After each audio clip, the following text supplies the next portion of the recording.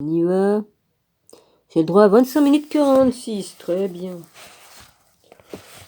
Bonjour à tous mes abonnés, aux frères et sœurs et aux amis. Mon rabbi, je te bénis, ainsi que les frères et sœurs et mes ennemis. En parlant d'ennemis, tiens, enfin, ennemis, c'est même pas des ennemis, c'est des... Enfin bref. Ah, alors, ma chère Lolo, je te manque tellement que tu viens même juste sur la chaîne de ma dragonne pour venir m'emmerder. Enfin, m'emmerder.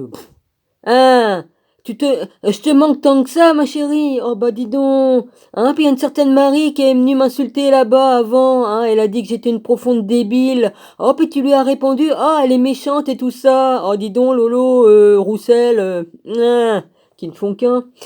Hein, c'est moi la méchante alors que c'est toi qui est venu, qui est toujours venu depuis des années m'emmerder. Oh bah écoute, mon pauvre chéri, mais c'est l'hôpital qui se fout de la charité quand même. Ouais, je nourris la bête là, mais c'est pas grave. Je veux faire savoir à ma chère dragonnette que malheureusement je lui ai amené de la vérole sur sa chaîne, parce que vous me suivez partout. Oh là là là là, il m'aime tellement ce pauvre chéri qu'il me suit partout, il s'ennuie. Oh là là. Hum. Qu'est-ce que je me marre. Oui, je t'ai écrit tes 4 petites vérités, c'est l'hôpital qui se fout de la charité, puis que c'est pas une poudre que t'as dans l'œil, mais deux baobabs, un dans chaque œil. Enfin bref, maintenant je vous écrirai plus jamais, c'est terminé. Je veux seulement que ma dragonne se rende compte de qui vous êtes. Ah, puis bonjour Rosaline, Gray, une vieille connaissance. T'aimes bien aussi ma dragonne? Ah bah c'est bien.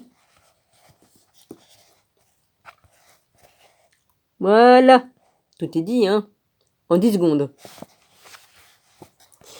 Oui, oui, ma dragonne, ma dragonne, tu pourras enlever les écrits, si ça t'emmerde, t'es sur ta chaîne, tu enlèves après, j'ai dit ce que j'avais à dire, voilà, c'est moi la méchante, ben voyons. Si j'étais la méchante, je serais déjà venue faire le ménage, directement chez eux, Franchement, ah là là, c'est Dieu qui se chargera d'eux, c'est pas moi. Alors, le règne de Dieu, je repars ici, Basé sur des preuves codées dans les évangiles eux-mêmes, le paradigme révélé par le royaume ou règne de Dieu était le couple sacré. La preuve de cette affirmation est évidente dans la gématrie grecque pour la graine de moutarde qui exprime l'union harmonieuse des énergies du masculin et du féminin. Cet argument tiré des textes grecs des évangiles est pratiquement ignoré par les défenseurs du statu quo. Un jour, un prêtre catholique conservateur m'a déclaré qu'il ne pouvait pas accepter la gématrie comme une preuve valable du mariage sacré parce qu'elle est juive. Il a fait ce commentaire même après que je lui ai expliqué que les nombres symboliques ne sont pas codés par la gématrie uniquement dans la Bible des Hébreux, mais aussi dans le Nouveau Testament grec. Comme l'autruche proverbiale, ce prêtre ordonné était plein de préjugés, comme beaucoup, et refusait même d'y penser, parce qu'aucune autorité religieuse n'avait suggéré qu'il considère la gématrie dans les évangiles. Ils ont conclué qu'ils n'étaient pas suffisamment informés pour construire ma théorie. Je me suis tourné vers le grec original des saintes écritures chrétiennes pour démontrer la pratique historique de ce dispositif littéraire par les auteurs des textes sacrés du canon chrétien. Il en résulte un étonnant testament sur l'union de l'épouse archétypale et de son mari, représentant comme le Seigneur et la Dame des poissons. L'union essentielle des énergies opposées à la force de vie est un modèle pour la vie sur notre planète qui se manifeste dans l'équilibre très élaboré de tout ce qui compose l'univers, le cosmos, une parabole significative. Attribué à Jésus, porte le témoignage de ce thème de l'union sacrée au cœur du message chrétien. Il en va du royaume des cieux comme d'un roi qui fit un festin de noces pour son fils. Matthieu 22, 2.1. Beaucoup d'invités s'étaient excusés. Ah ouais, c'est vrai, à chaque fois ils refusaient. Non, je peux pas venir, faut que j'aille au marché. Non, je peux pas venir parce que j'ai un enterrement. Non, je peux pas venir parce que ceci, cela. Ah oui, je me rappelle, mon rabbi. qui fit un festin noces pour son fils. Matthieu 22, 2.1. Beaucoup d'invités s'étaient excusés. Cette parabole semble être une interprétation de ce qui, en fait, apparaissait dans la province romaine de Judée au 1er siècle. Jésus savait enseigner et célébrer un nouveau modèle d'égalité des genres et d'intégration à l'intérieur de son cercle d'amis, redressant ainsi la conscience perdue du féminin en la personne de Marie-Madeleine en la tenant très fort dans ses bras. Je me les imagine se tenant par la main dans leur jardin de Béthanie, les soirs de clair de lune lors de ce dernier printemps fatal. Moi je me l'imagine pas, je l'ai vu. Mais malheureusement, les gardiens des murs inflexibles dans les traditions de dominance et d'autorité masculine ont été incapables d'entendre son message de compassion et de pardon, de justice et de miséricorde, d'égalité des genres et d'absence de jugement. Il semble que seuls ceux qui étaient en marge de la société, les prostituées et les collecteurs d'impôts, les simples paysans et les travailleurs journaliers, l'aveugle, le boiteux, l'estropié et les belles-mères. Les aveugles. Merci papa. J'en fais partie à moitié. Bah, faut mieux que j'en rie, hein. C'était écrit que ça devait se passer comme ça, donc je vais pas pleurer, hein.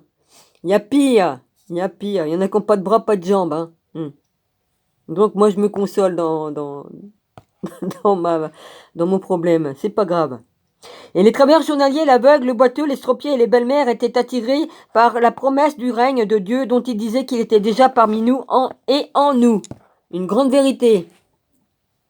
Après la crucifixion, l'épouse de Jésus a été mise en sécurité pendant la période que Michée avait annoncé, le temps nécessaire pour qu'elle soit sauvée et qu'elle retrouve sa véritable place. Les citoyens de l'Empire romain au 1er siècle ne voulaient pas ou ne pouvaient pas accepter le message révolutionnaire de Jésus. Aime tes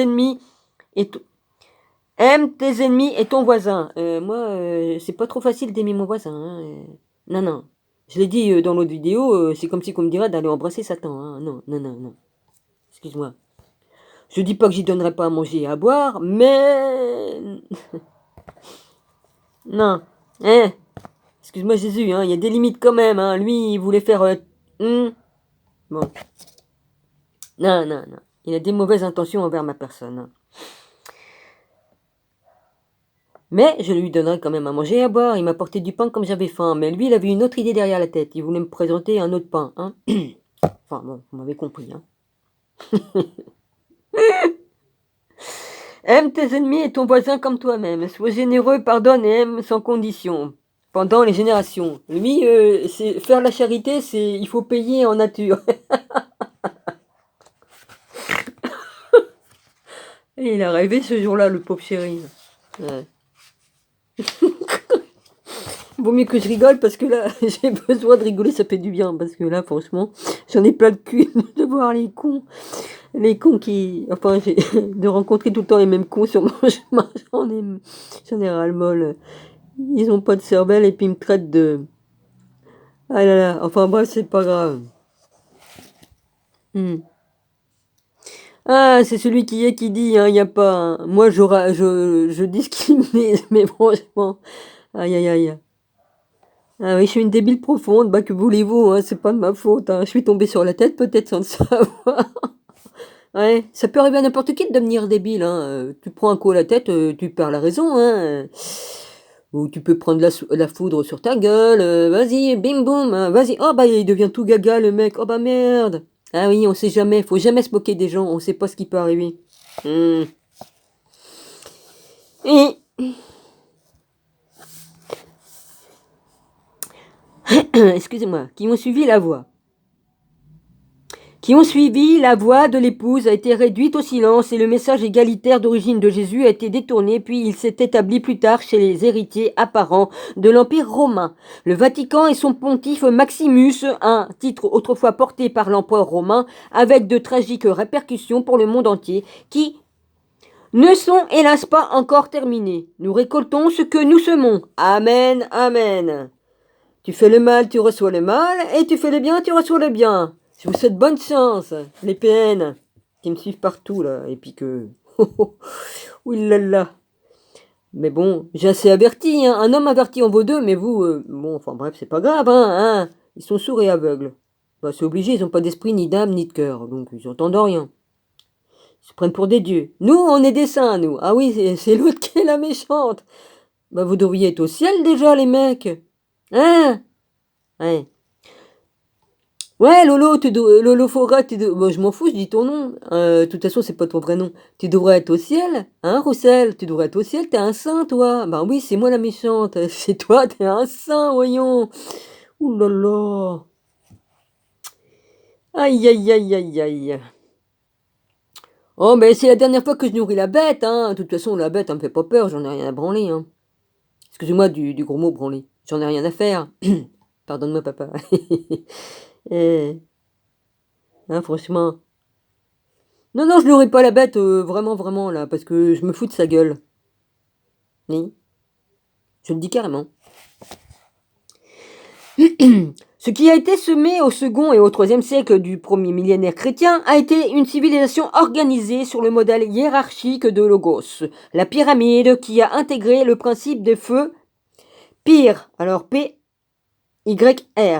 et de pouvoir, deux mots venant de la même racine associée à l'énergie du Père. Cela ne nous surprendra pas de voir que ce modèle explose tout autour de nous, telles des bombes, parce que civilisation bâtie sur ce modèle n'est pas équilibrée. Ben ça c'est sûr.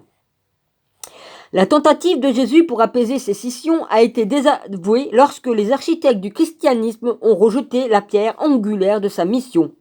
Le hiérogamos et forcé sa bien-aimée à fuir en exil.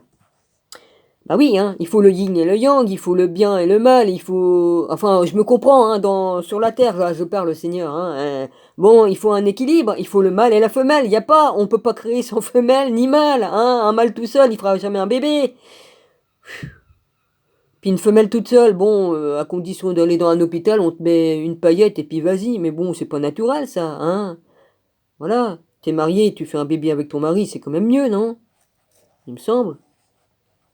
C'est comme ça que Dieu nous a créés, pour qu'on fasse comme ça, hein. Mais le diable, il veut être plus fort que Dieu, alors il se dit, moi je suis Dieu, Satan dit, je suis Dieu, je suis au-dessus de Dieu, et je vais vous montrer que je suis capable de faire des robots qui vivent avec une âme, un esprit dedans. Ouais, ouais, c'est ça. Aïe, aïe, aïe. La question essentielle qui se pose aujourd'hui est la suivante. Pouvons-nous faire en sorte que cette perte de l'épouse soit consciente dans nos esprits? Pouvons-nous racheter le féminin sacré en tant que partenaire à temps pour sauver notre planète et l'humanité? Ben, ça va se faire, hein, c'est ce que le Père veut. Hein. Amen. La survie et l'espèce humaine pourraient dépendre de la réponse. Dépendre de la réponse. Ce n'est pas uniquement sa voix qui a été réduite au silence. Lorsqu'elle a été dénigrée et rabaissée, c'était la nôtre aussi. Que devons-nous faire pour réhabiliter la voix de l'épouse? Remettre tout en place, tel que ça aurait dû être. Faire un bon nettoyage au Karcher. Jésus va s'en charger. Reconquérir l'union sacrée. Et Jésus, il n'est pas venu 2 fois, 3 fois. Ça va faire 3 fois. Bientôt, ça fera 3 fois comme il va revenir. Encore. Il est là, mais... voilà. Enfin, j'en dis pas plus. Hein. Vas-y. Ça va vous faire drôle, les gars. Oh, les moutons fins. Hein. Ou alors, il y a les pêcheurs qui reviennent. Je sais pas, il y a... Non, les pêcheurs, le dimanche, ils pêchent pas, mais... Ah, on dirait... Ça fait pareil que comme il y a les pêcheurs qui rentrent avec des poissons, dis donc. C'est marrant, ça. Alors, la première étape pour réhabiliter notre paradis perdu est de reconnaître que le mandala est archétypal, qu'il se manifeste dans le temps ancien en tant que mariage sacré de l'homme et de la femme, interaction des forces cosmiques au sein d'une harmonieuse étreinte. La corrélation des énergies opposées était faite par nous, par nos tout premiers ancêtres qui prenaient acte des cycles éternels, des saisons, les cycles récurrents de la vie, de la mort et du renouveau. Pendant leur festival, ils fêtaient l'histoire sans fin du retour de la lumière au solstice d'hiver et la revitalisation de la force de vie pendant l'équinoxe du printemps. En reconnaissant ce paradigme fondamental et archétypal, nous affirmons la réalité cosmique. Mais nous devons aussi reconnaître que la religion est artificielle. Ben oui, Jésus a jamais demandé à ce qu'on fasse une religion de ce qu'il nous a apporté il y a 2000 ans. C'est les hommes qui ont fait des religions. Voilà. Et ça a bien foutu la merde. Bon, mais nous devons aussi reconnaître que la religion est artificielle et qu'elle reflète notre vision du monde et la cosmologie. Et du monde et la cosmologie. Lorsque Jean-Paul II, dans son homélie de Pâques en 1999, suggère que le Dieu qui est sur le plafond de la chapelle Sistine n'était pas véritablement Dieu, qui est bien au-delà de toute image, il admettait tacitement que l'image de Dieu honorée dans le monde chrétien est en réalité une fausse image du divin. Le culte des images masculines de Dieu exclusif tient de l'idolâtrie et peut avoir de dangereuses implications.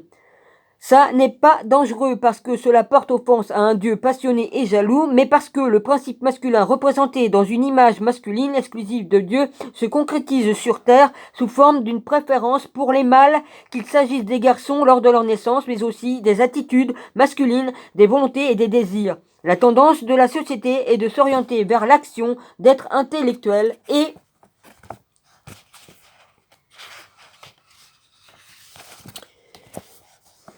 droitier. Tout le monde est au service du principe du pouvoir. Haro sur l'antéchrist.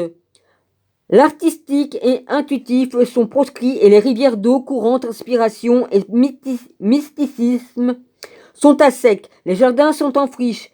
Le pape Jean-Paul II a clairement dit autrefois que l'Église catholique romaine n'était pas une démocratie. Comment pourrait-elle l'être lorsque ses pères ont fait taire la voix de l'épouse au second et troisième siècle et ont continué à priver de leurs droits les générations qui ont suivi, traitant leurs adeptes comme des enfants plutôt que comme des co-créateurs. Mais l'Évangile lui-même est toujours en lutte avec la hiérarchie de l'Institut ainsi que les enseignements authentiques et libérateurs de Jésus-Christ, dont Paul a dit « Il n'y a ni juif, ni grec, il n'y a ni esclave, ni homme libre, il n'y a ni homme, ni femme, car tous vous ne faites qu'un dans le Christ Jésus. » Épître aux Galates 3, 2.28. La démocratie est modélée sur l'ancien symbole du hieros gamos.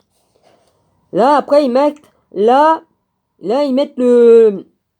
l'étoile de David. Là, l'étoile de David, dans cet hexagramme archétypal, le Y, le triangle, c'est la marque que j'ai à ma cuisse, représentant la hiérarchie où le principal masculin représenté dans les trois branches du gouvernement choisi est un équilibre très lié au triangle qui représente le féminin, la volonté et la voix du peuple. Un nombre de pères fondateurs des États-Unis étaient après tout des francs-maçons qui avaient hérité de traditions éclairées à partir du courant souterrain de la civilisation européenne.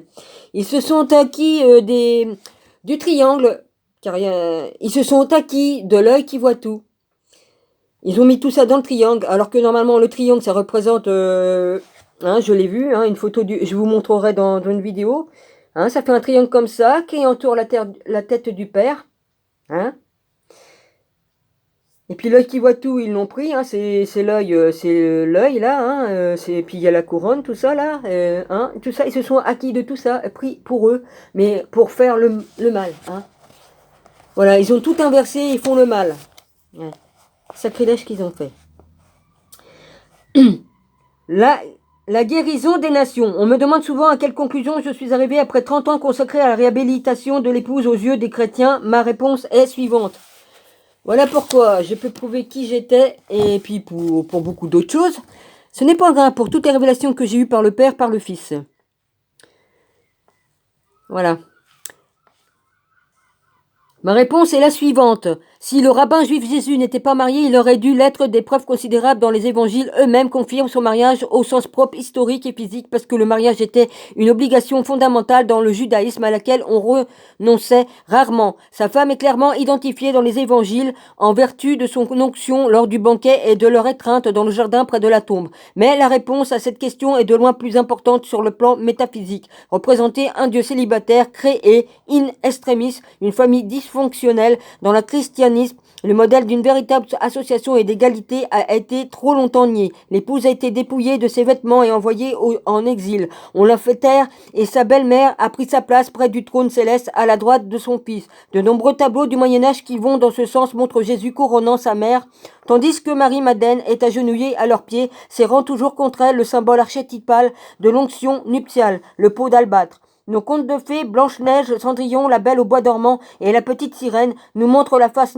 sinistre de la sorcière ou la belle-mère qui ont volé le droit d'aînesse et porté au nu la destinée de la véritable fille épouse. Il semble que les Grecs anciens connaissaient déjà l'existence des deux hémisphères du cerveau et leurs fonctions. Le terrain en friche, qui a été créé par le culte d'une divinité mâle célibataire débarrassée de son double féminin, est une question qui a été explorée par les alchimistes au Moyen-Âge. Ils ont mis en avant le principe d'intégration psychologique dans une série de gravures sur bois qui montrent les principes du masculin et du féminin.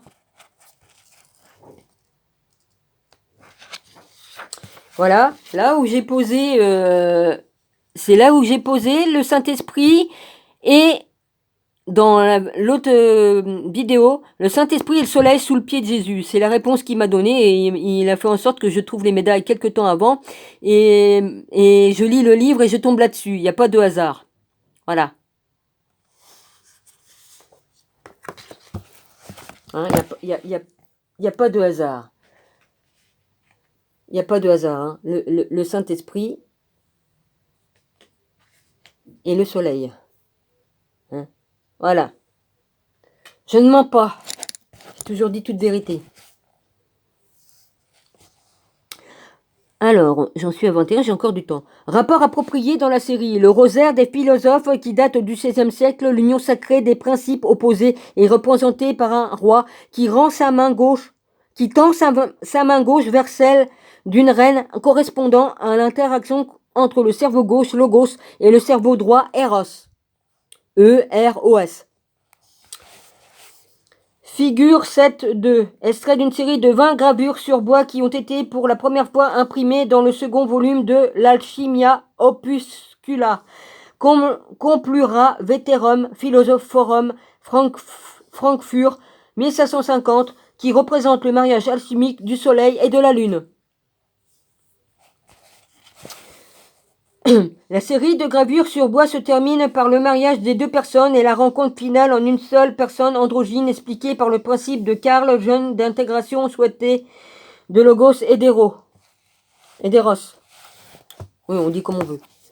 Chaque individu, le but ultime de l'illumination récoltée pendant les expériences de la vie. Chercher Dieu dans un livre est parfaitement vain. La véritable sagesse est plus qu'intellectuelle. Elle vient au-delà de l'expérience. Elle résulte de l'union et de l'intégration des deux manières d'apprendre la logique et l'intuition. Quel bénéfice peut-on tirer de remettre Marie-Madeleine à la place d'honneur qui était la sienne en tant que détentrice de l'archétype de la déesse, de la personnification de la face féminine de la réalité. Elle nous apporte deux dons immenses, celui de la créativité et celui de l'intuition par l'expérience. Elle nous offre aussi de profondes connexions avec la terre et la création tout profonde et la création tout entière. L'expérience, elle nous offre aussi j'ai sauté une ligne. Elle nous offre aussi de profondes connexions avec la Terre et la création tout entière.